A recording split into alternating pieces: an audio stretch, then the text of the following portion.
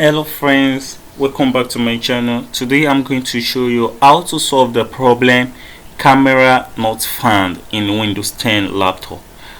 Okay, all you have to do is to go to your control panel, or you can go through the window this PC in some other operating system like Windows 10 and Windows 7 or Windows 8.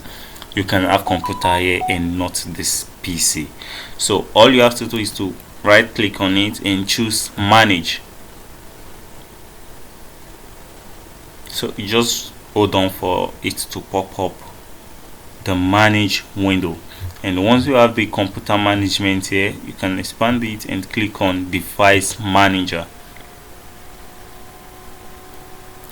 Sometimes it do happen when the hardware, the particular webcam camera will still be okay, but maybe you've installed a wrong driver that's distracted, or let me say interrupt the original camera driver, or you've already updated the camera driver. Some operating system, or let me say some particular specification of laptop, doesn't need camera driver update again. Whenever you make attempts to do that, it will automatically destroy the original driver that has been installed in it. So I have my imaging device here, which is fixed, and I've never tried to update it, but I know people have issue with their camera not working.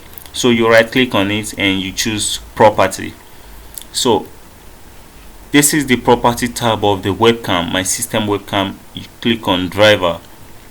All right, in case this rollback driver is highlighted, that means additional driver has been installed to the original driver. So it's going to give you that option to roll back this driver, and I'm sure once you click that and click on OK, after clicking on this rollback driver, just click on OK.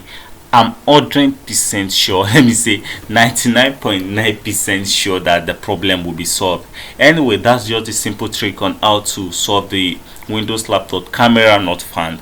Thank you for watching this video. If you like this video, don't forget to subscribe to my channel and turn on the notification bell so that you can always get notified whenever I drop a new video. Thank you.